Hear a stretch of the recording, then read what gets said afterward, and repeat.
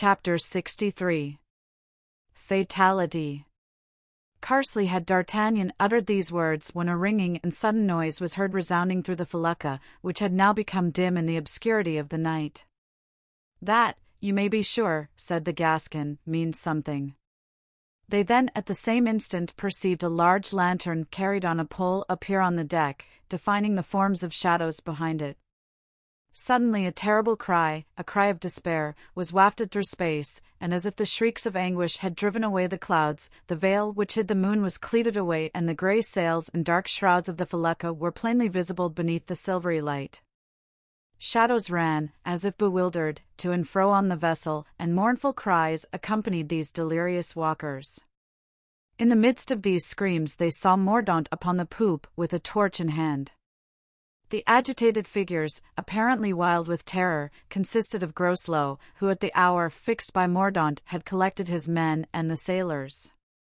Mordaunt, after having listened at the door of the cabin to hear if the musketeers were still asleep, had gone down into the cellar, convinced by their silence that they were all in a deep slumber. Then he had run to the train, impetuous as a man who is excited by revenge, and full of confidence, as are those whom God blinds, he had set fire to the wick of nitre. All this while Groslow and his men were assembled on deck. "Haul up the cable and draw the boat to us," said Groslow. One of the sailors got down the side of the ship, seized the cable, and drew it. It came without the least resistance. "The cable is cut," he cried. "No boat." "How?" "No boat," exclaimed Groslow. "It is impossible." "'Tis true, however," answered the sailor. "There's nothing in the wake of the ship, besides, here's the end of the cable." "What's the matter?" cried Mordaunt, who, coming up out of the hatchway, rushed to the stern, waving his torch. "Only that our enemies have escaped. They have cut the cord and gone off with the boat." Mordaunt bounded with one step to the cabin and kicked open the door. "Empty!" he exclaimed. "The infernal demons!" "We must pursue them," said Groslow. "They can't be gone far, and we will sink them, passing over them." "Yes, but the fire," ejaculated Mordaunt. "I have lighted it." 10,000 devils!" cried Groslow, rushing to the hatchway. "Perhaps there is still time to save us." Mordaunt answered only by a terrible laugh, threw his torch into the sea, and plunged in after it. The instant Groslow put his foot upon the hatchway steps the ship opened like the crater of a volcano. A burst of flame rose toward the skies with an explosion like that of 100 cannon, the air burned, ignited by flaming embers, then the frightful lightning disappeared, the brands sank, one after another, into the abyss, where they were extinguished, and save for a slight vibration in the air, after a few minutes had elapsed one would have thought that nothing had happened. Only, the felucca had disappeared from the surface of the sea and Groslow and his 3 sailors were consumed. The 4 friends saw all this, not a single detail of this fearful scene escaped them. At one moment, bathed as they were in a flood of brilliant light, which illumined the sea for the space of a league, they might each be seen, each by his own peculiar attitude and manner expressing the awe which, even in their hearts of bronze, they could not help experiencing. Soon a torrent of vivid sparks fell around them, then, at last, the volcano was extinguished, then all was dark and still, the floating bark and heaving ocean. They sat silent and dejected. "By heaven," at last said Athos, the first to speak, "by this time, I think, all must be over." "Here, my lords!" "Save me!" "Help!" cried a voice, whose mournful accents, reaching the 4 friends, seemed to proceed from some phantom of the ocean. All looked around. Athos himself stared. "'Tis he!" "It is his voice!" All still remained silent. The eyes of all were turned in the direction where the vessel had disappeared, endeavoring in vain to penetrate the darkness. After a minute or two they were able to distinguish a man, who approached them, swimming vigorously. Athos extended his arm toward him, pointing him out to his companions. "Yes, yes, I see him well enough," said D'Artagnan. "Heave again," cried Porthos, who was breathing like a blacksmith's bellows. "Why, he is made of iron." "Oh, my God," muttered Athos. Aramis and D'Artagnan whispered to each other. Mordaunt made several strokes more, and raising his arm in sign of distress above the waves, "Pity, pity on me, gentlemen, in heaven's name.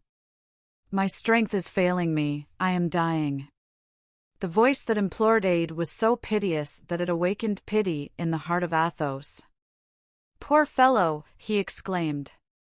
"Indeed," said D'Artagnan, "monsters have only to complain to gain your sympathy. I believe he's swimming toward us. Does he think we are going to take him in? Row, Porthos, row." And setting the example, he ploughed his oar into the sea. 2 strokes took the bark on 20 fathoms further. "Oh! You will not abandon me. You will not leave me to perish. You will not be pitiless," cried Mordaunt. "Ah! Ah!" said Porthos to Mordaunt, "I think we have you now, my hero. And there are no doors by which you can escape this time but those of hell." "Oh!" "Porthos," murmured the Comte de la Fère.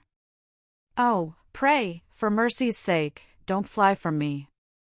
"For pity's sake," cried the young man, whose agony-drawn breath at times, when his head went under water, under the wave, exhaled and made the icy waters bubble. D'Artagnan, however, who had consulted with Aramis, spoke to the poor wretch. "Go away," he said, "your repentance is too recent to inspire confidence. See! The vessel in which you wish to fry us is still smoking, and the situation in which you are is a bed of roses compared to that in which you wish to place us and in which you have placed Monsieur Groslow and his companions."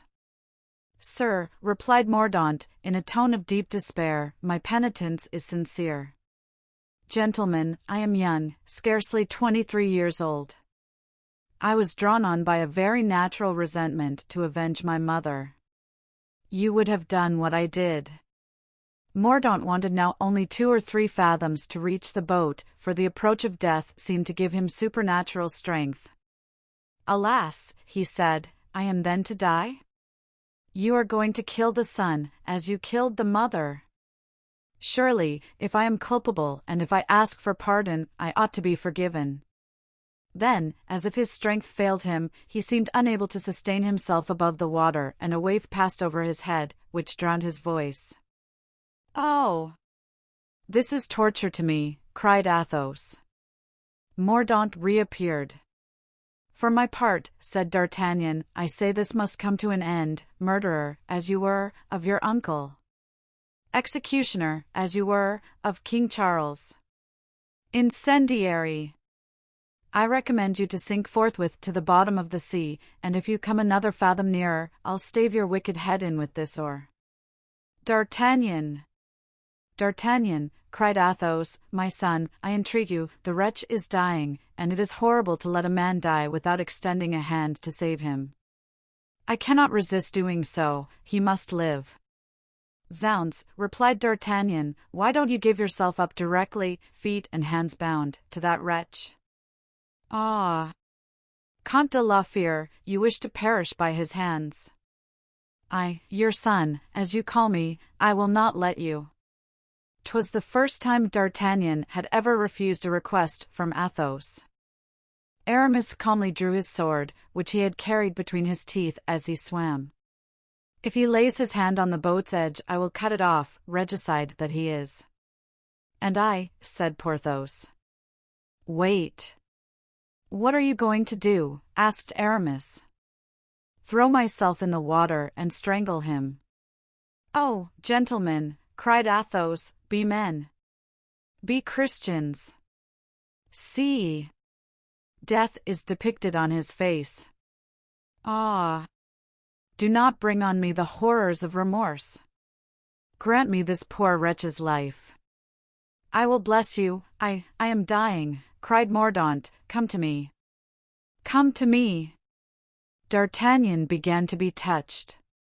The boat at this moment turned around, and the dying man was by that turn brought nearer Athos. "Monsieur the Comte de la Fère," he cried, "I supplicate you. Pity me. I call on you, where are you? I see you no longer, I am dying, help me. Help me."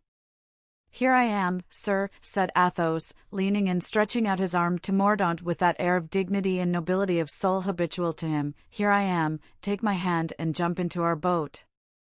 Mordaunt made a last effort, rose, seized the hand thus extended to him, and grasped it with the vehemence of despair. That's right, said Athos, put your other hand here.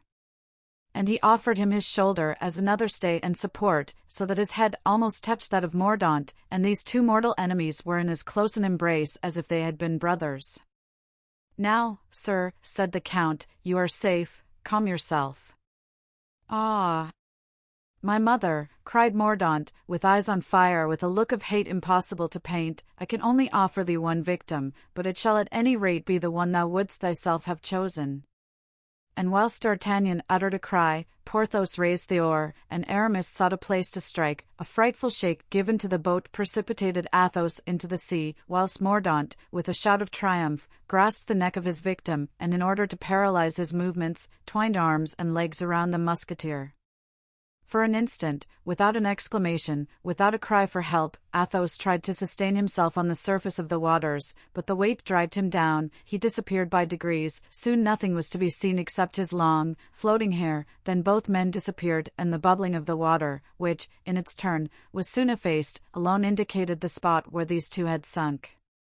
Mute with horror, the three friends had remained open-mouthed, their eyes dilated, their arms extended like statues, and, motionless as they were, the beating of their hearts was audible. Porthos was the first who came to himself. He tore his hair. "Oh," he cried, "Athos! Athos! Thou man of noble heart, woe is me! I have let thee perish!" At this instant, in the midst of the silver circle illumined by the light of the moon, the same whirlpool which had been made by the sinking men was again obvious, and first were seen, rising above the waves, a wisp of hair, then a pale face with open eyes, yet, nevertheless, the eyes of death, then a body, which, after rising of itself even to the waist above the sea, turned gently on its back, according to the caprice of the waves, and floated. In the bosom of this corpse was plunged a poniard, the gold hilt of which shone in the moonbeams. "Mordaunt!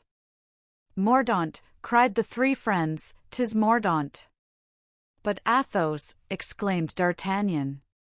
Suddenly the boat leaned on one side beneath a new and unexpected weight, and Grimaud uttered a shout of joy. Everyone turned around and beheld Athos, livid, his eyes dim and his hands trembling, supporting himself on the edge of the boat.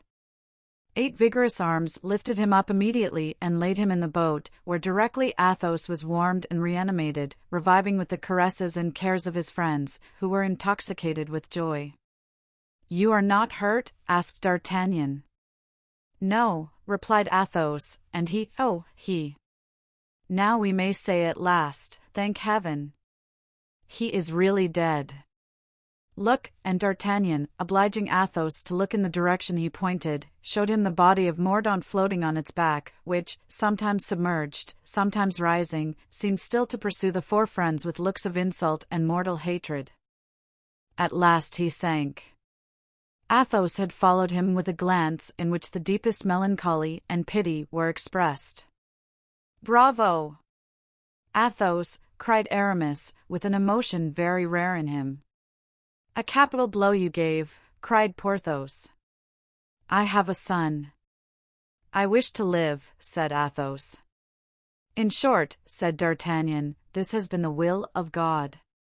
"It was not I who killed him," said Athos in a soft, low tone, "'twas destiny."